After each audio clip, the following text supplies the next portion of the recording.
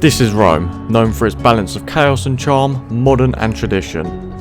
The Roman Empire at its height ruled over Europe, North Africa and the Middle East, with over 60 million people under Roman control. Rome is also home of the world's smallest country, Vatican City, the spiritual centre of the Catholic Church. Join me in exploring this ancient city and seeing everything it has to offer. Now, before we start the vlog, I thought I'd do something a little bit different. Let's do a little bit of a voiceover of the Airbnb we stayed at. This was actually located in Trastevere. Quite a nice place, to be fair. You can kind of access all parts of Rome from here, and you get a lot of nice traditional restaurants. The Airbnb itself was actually very nice, quite modern. These stairs, though, not a bit of me. I don't understand what the left foot up, right foot up kind of block situation is there. Just whack some normal stairs in. But yeah, highly recommend. We begin our first day in Rome by taking a little short walk uphill to somewhere you may all recognise. It's very famous in Italy. It is the famous Trevi fountain. No, this is not the Trevi fountain. You'll see that later in the video. This is one that's just further uphill. You can get a pretty good view over Rome. There was actually a couple getting married here taking pictures. You can actually see an old Italian Fiat just driving by there. It's worth a look up the hill, but no, this is not the Trevi fountain. It'll be way busier.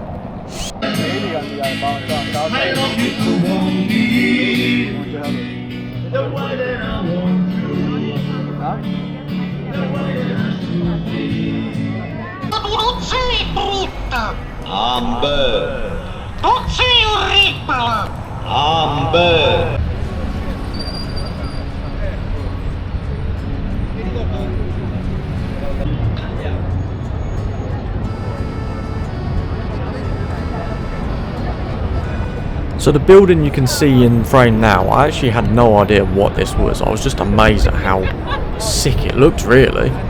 Apparently this is actually a monument to Victor Emmanuel II, I believe that's how you say it. And this is just a temple honouring Italy's first king and First World War soldiers. You can go up a lot of this for free, though if you want to go a bit further up, like the lift to the top, you do have to pay. But you can get some really cool views of Rome from up here, as you can see in frame. You can actually see the Colosseum in the background there. And this is all in the free part. We did not pay to access the lift at the top.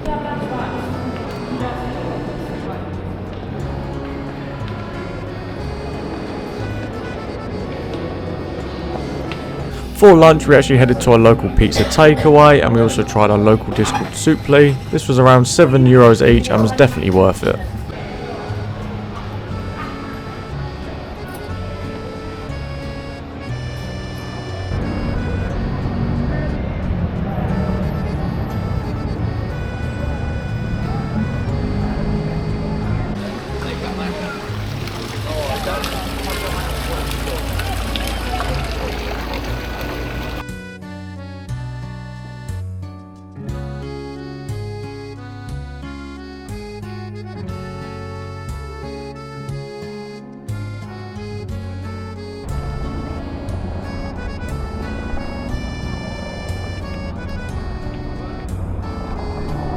The site you can see on your video now is actually called the Roman Forum.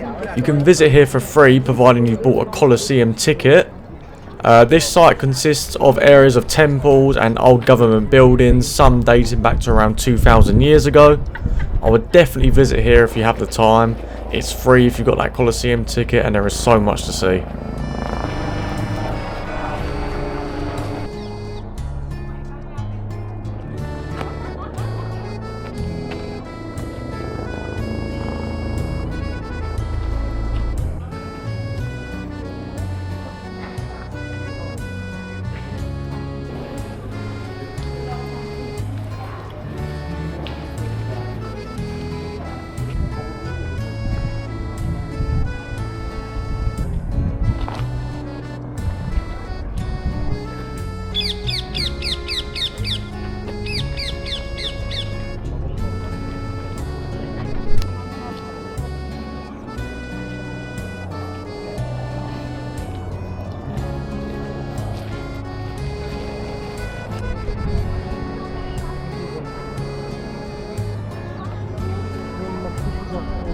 Do I even need to introduce this?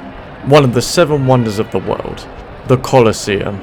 Construction for this finished in 80 AD, and the Colosseum hosted things like gladiator battles, wild animal hunts, mock naval battles, and public executions.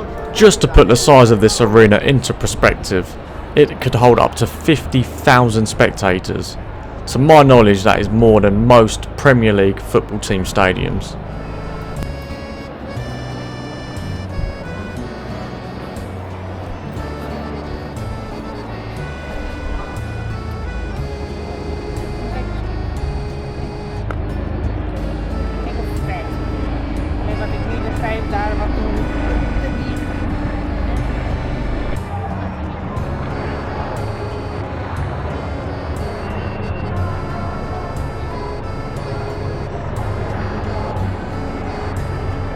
Just a note about the tickets for the Colosseum, I do recommend booking these a month in advance to get the best tickets. To get the tickets to actually go under the Colosseum, these are very, very difficult to get, so good luck.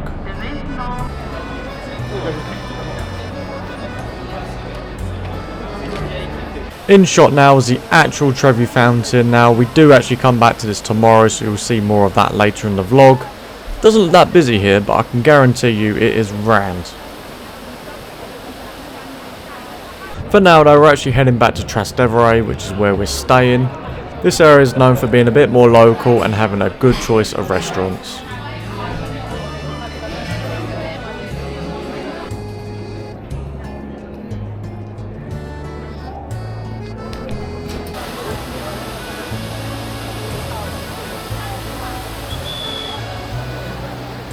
You ready? You have to make a wish though. You gotta make a wish? Yeah. Alright.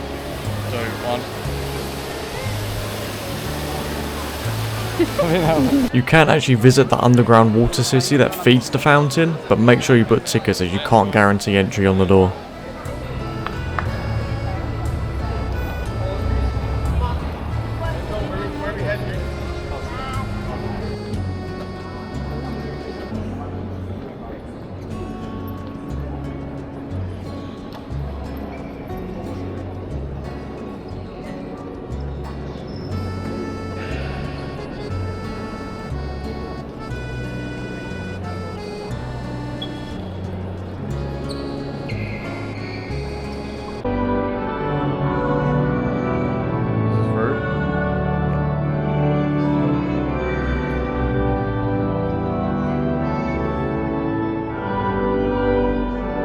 This building, I'm sure everyone knows it, it's the Pantheon. Apparently, I didn't know this at the time, but this was built around 125 AD after the original structure was destroyed by fire. You do have to book tickets to go here, I do recommend doing that. As you'll see in the next clip, it can get very, very busy, so definitely pre-book.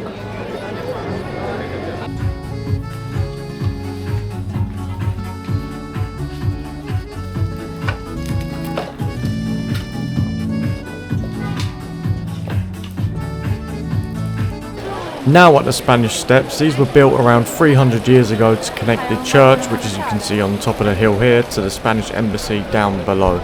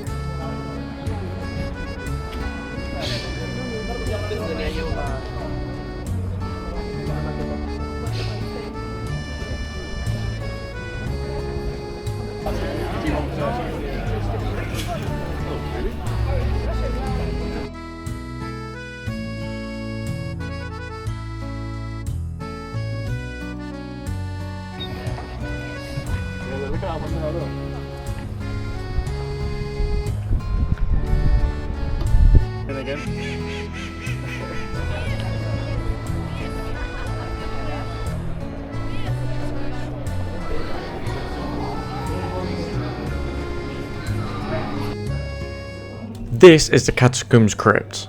Before entering this, you'll go through a museum which shows the history of the Capuchin order.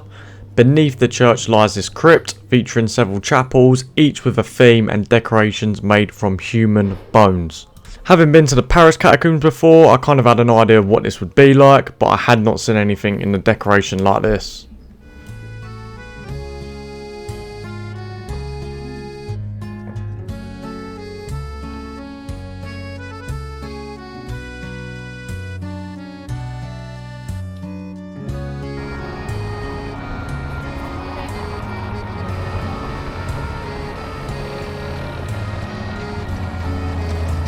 One thing to note about Rome and the public transport is, as you can see here, from my experience, it was always rammed.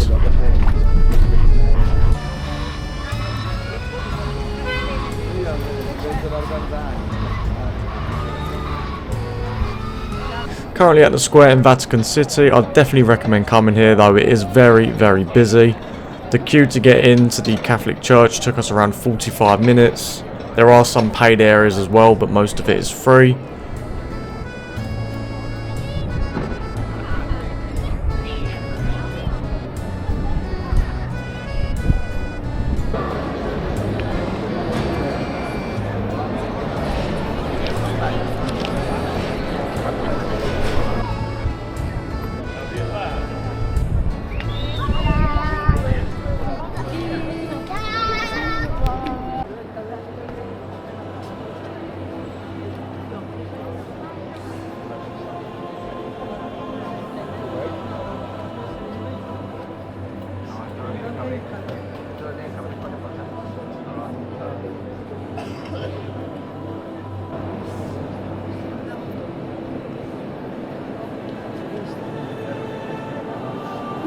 I was really blown away just by how big this place was. I mean, if you look in the dome in this clip now, you can actually see some people that paid to go up there, which really just puts into perspective how big it is.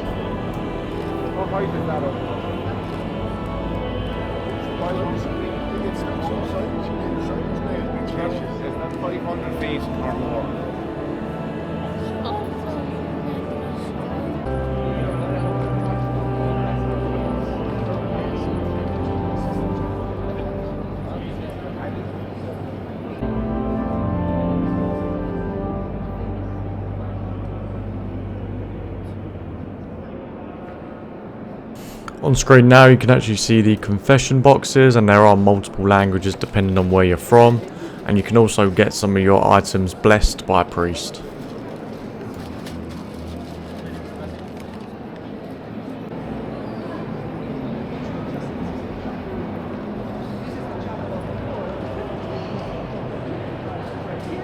Also free to enter, you can actually go under the church to the tombs where most of the popes are buried.